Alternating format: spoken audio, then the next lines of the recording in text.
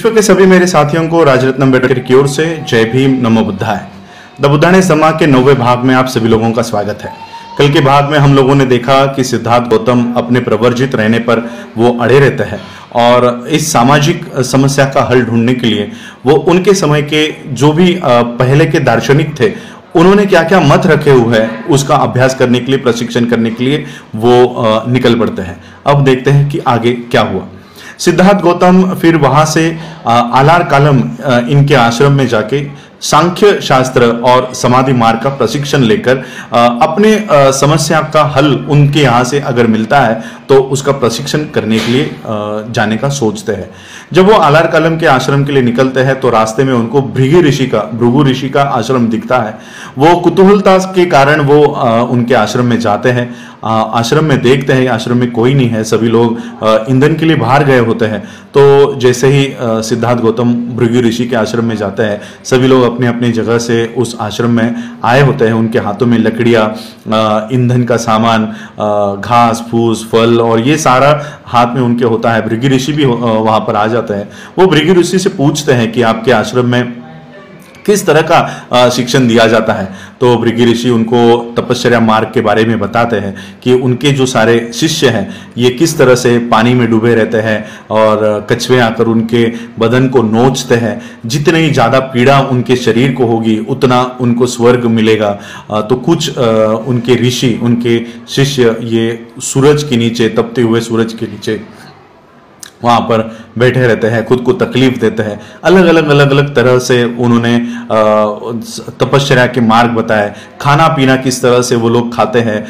कुछ लोग पानी के ऊपर ही जीते हैं, कुछ लोग हवा लेकर, कुछ लोग सूरज की गर्मी को लेकर, और ये इस तरह से उन्होंने ये सारी बातें बताई। किस तरह से वो चावल के भूसे के ऊपर जीते हैं, मकई के दाने के ऊपर जीते हैं। इस तरह से तपश्चर्या मार्ग पर खाने के ऊपर का नियंत्रण, और शरीर को जितनी ज़्यादा शरीर को तकलीफ दोगे उतनी जल्दी आपको समाधि स्वर्ग मिलेगा, और जितनी कम तकलीफ शरीर को दोगे तो इसी लोक में मृत्यु लोक को पाओगे। इस तरह का उन्होंने ये सारा तपश्चर्या मार्ग का शिक्षण बताया।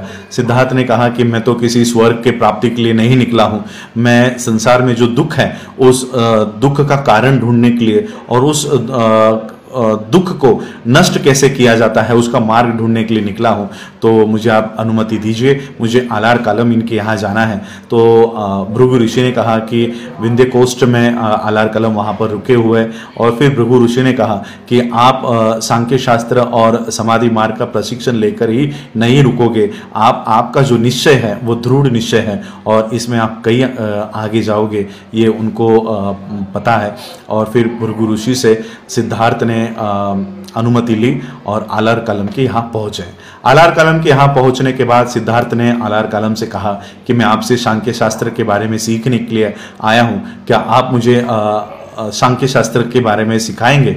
तो आलार कालम ने सिद्धार्थ का जो मृदु स्वभाव है और एक अच्छा स्वभाव के कारण आलार कालम ने कहा कि ठीक है, मैं आपको सिखाऊंगा, और जो पूर्व परीक्षा ली जाती है आपके स्वभाव के कारण और इतने कुलीन शालीनता के कारण मैं वो पूर्व परीक्षा भी आपकी नहीं लूँगा।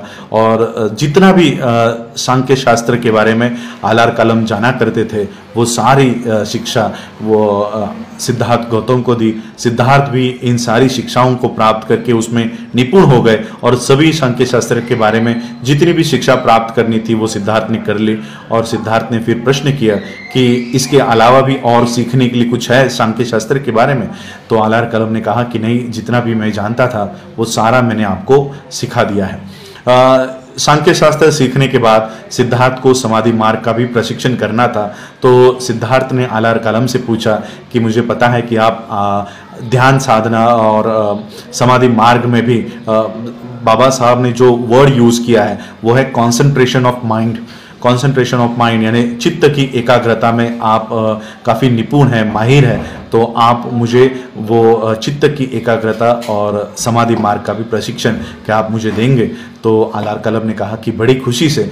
और समाधि मार्ग में आनापान सती यानी सांस के ऊपर नियंत्रण लेकर आना, प्राणायाम में भी अलग अलग 3 भाग थे, उसमें सांस को रोकना, सांस को छोड़ना और इस तरह से सांस के ऊपर नियंत्रण पाना, ये सारा समाधि मार्ग में आया करता था। इसके 7 स्टेज हुआ करते थे। सिद्धार्थ गौतम इन 7 स्टेज में 7 अलग अलग पद पर वो कामयाब हुए और 7 स्टेज में उन्होंने निपुणता प्राप्त कर ली।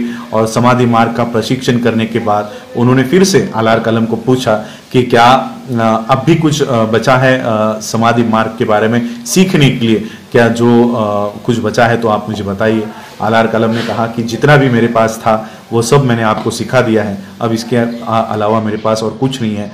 तो सिद्धार्थ को पता चला कि वहीं पर उद्धक रामपुत्र नाम के और एक दार्शनिक है जो आलार कलम के 7 जो स्टेजेस थे उससे एक और स्टेज वो आगे गए हैं और वो स्टेज सीखने की इच्छा भी सिद्धार्थ गौतम ने जताई कि मैं इस समाधि मार्ग की 8वीं जो स्टेज है उस स्टेज में भी निपुणता पाऊंगा। और फिर वो उद्धक रामपुत्र के यहाँ गए और उद्धक रामपुत्र को कहा कि क्या आप मुझे समाधि मार्ग की ये 8वीं सीढ़ी आप मुझे सिखाओगे? तो उद्धक रामपुत्र ने ये 8वीं सीढ़ी के बारे में सिद्धार्थ को बताया और उसमें भी सिद्धार्थ ने निपुणता हासिल कर ली और सिद्धार्थ वो समाधि मार्ग भी उन्होंने सीख लिया। समाधि मार्ग के लिए कौशल देश के ये आलार कलम और उद्धक रामपुत्र ये काफ़ी प्रचलित थे, फेमस थे, ये काफ़ी निपुण थे कि ये दोनों भी उद्धक रामपुत्र और आलार कलम ये समाधि मार्ग में काफ़ी माहिर हैं।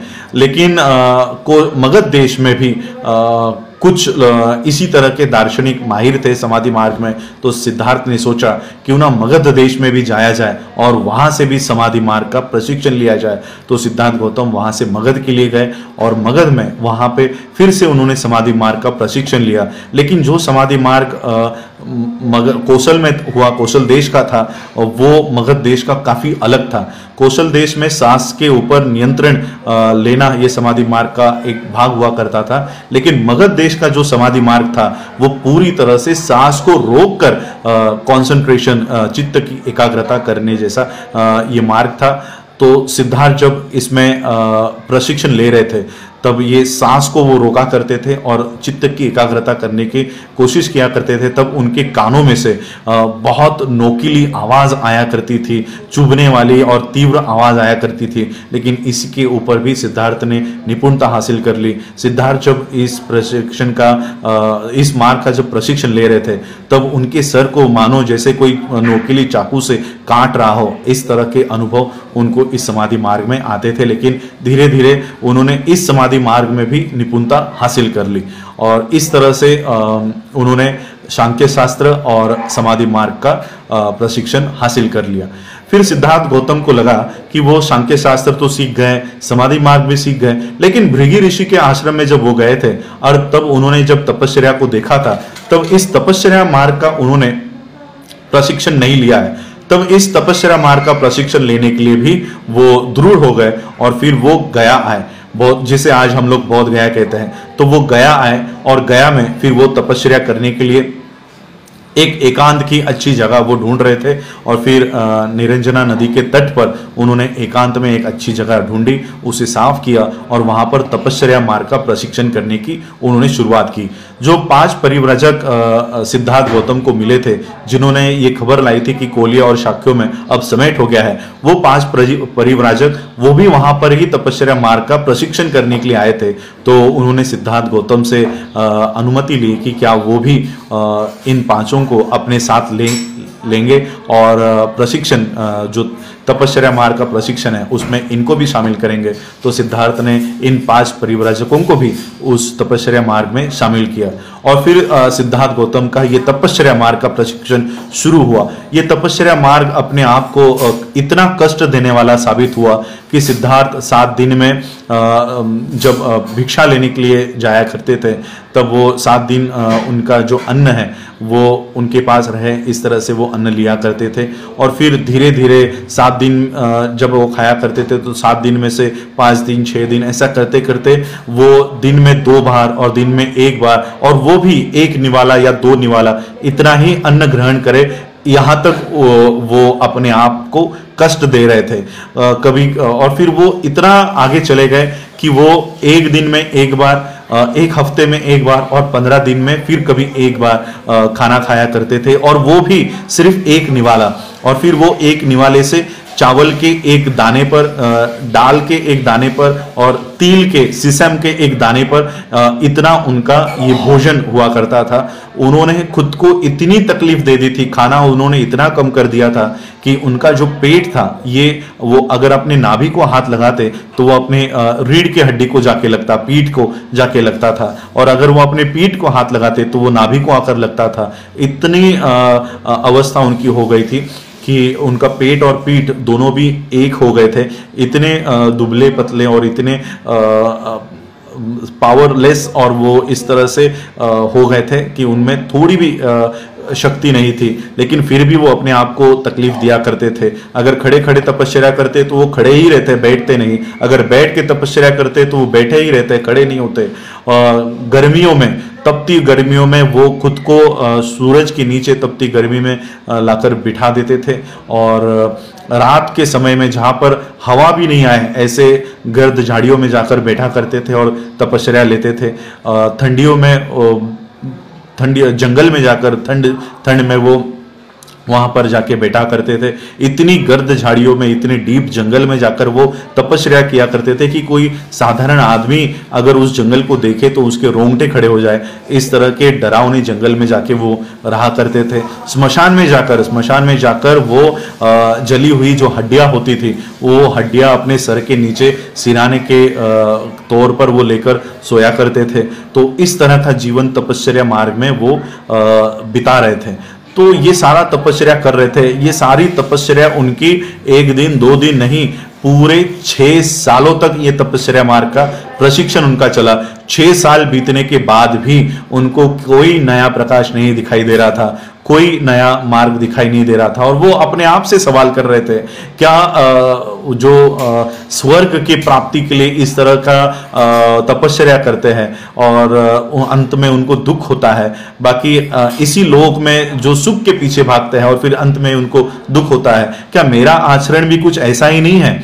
तो सिद्धार्थ ने सोचा कि शायद ये जो मार्ग है ये गलत मार्ग है। और फिर सिद्धार्थ ने सोचा, अगर शरीर को तकलीफ देना ये कोई धर्म नहीं हो सकता, शरीर को तकलीफ देना ये किसी धर्म का हिस्सा नहीं हो सकता, और शरीर नहीं, ये जो मन है ये सबसे बड़ा होता है। अगर मन को नियंत्रण में रखो तो शरीर उसी तरह से काम करता है। अगर मन कहे तो शरीर काम करता है, और अगर मन कहे तो शरीर काम करने से रोकता है।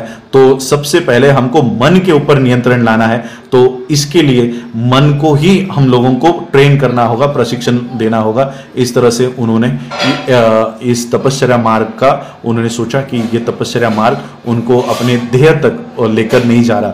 और फिर सिद्धार्थ गौतम ने इस तपस्या मार्ग को उन्होंने सोचा कि अगर मन ही अपना दृढ़ नहीं है, मन ही अगर स्वस्थ नहीं है, तो शरीर को कितनी भी पीड़ा दो, कि शरीर को कितना भी भूखा रखो तो कोई उसका मतलब नहीं है। और एक अच्छा मन तब तक दृढ़ नहीं हो सकता, सुदृढ़ नहीं हो सकता जब तक उसका शरीर सुदृढ़ नहीं है। अगर शरीर की अपनी अपनी जो मांग है वो अगर पूरी कर दी जाती है, अच्छा खाना उसको दिया जाता है, अच्छी तरह से उसको नहला के और अच्छी तरीके से अगर शरीर को रखा जा सकता है तो उसका मन भी पवित्र हो सकता है। और इसलिए उन्होंने फिर इसी बात का जब वो सोच रहे थे तब उसी उरुवेला में सुजाता नाम की एक कन्या रहा करती थी। उनकी इस बोधि वृक्ष को उन्होंने एक मन्नत मांगी थी कि अगर उनको बेटा होता है तो वो बोधि वृक्ष को चढ़ावा चढ़ाएंगी। तो उन्होंने अपनी जो नौकरानी थी पन्ना नाम की, वो पन्ना नाम की नौकरानी को उस बोधि वृक्ष को उसके नीचे साफ सफाई करने के लिए भेजा।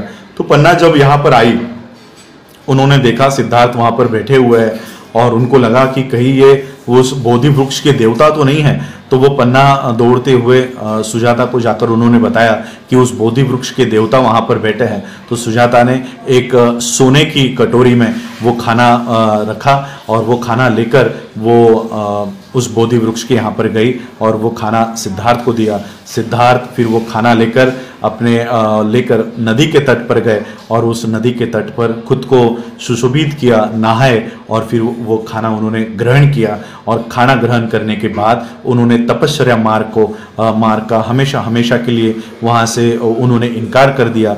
जब वो 5 परिव्राजक जो सिद्धार्थ गौतम के साथ थे, उन्होंने देखा कि सिद्धार्थ ने तपश्चर्या मार्ग का त्याग किया है, तो वो नाराज हुए और वो वहाँ से चले गए। और फिर तपश्चर्या मार्ग का त्याग करने के बाद सिद्धार्थ को पता चला कि सही मायने में अगर किसी को नियंत्रण में लाना है तो वो शरीर नहीं मन है, और मन को नियंत्रण में लाने के लिए वैसे उस तरह के ट्रेनिंग, उस तरह की प्रशिक्षण की जरूरत है। और फिर सिद्धार्थ एक नए प्रकाश को ढूंढने के लिए वहां से संकल्पित हुए, दृढ़ निश्चय उन्होंने किया और फिर इस नए मार्ग को ढूंढने के लिए वो आगे चले। देखते हैं ये नया मार्ग क्या है। आने वाले अगले एपिसोड्स में आप लोगों ने मुझे सुना, उसके लिए आभार, धन्यवाद। जय भीम, जय भारत, जय बुद्ध।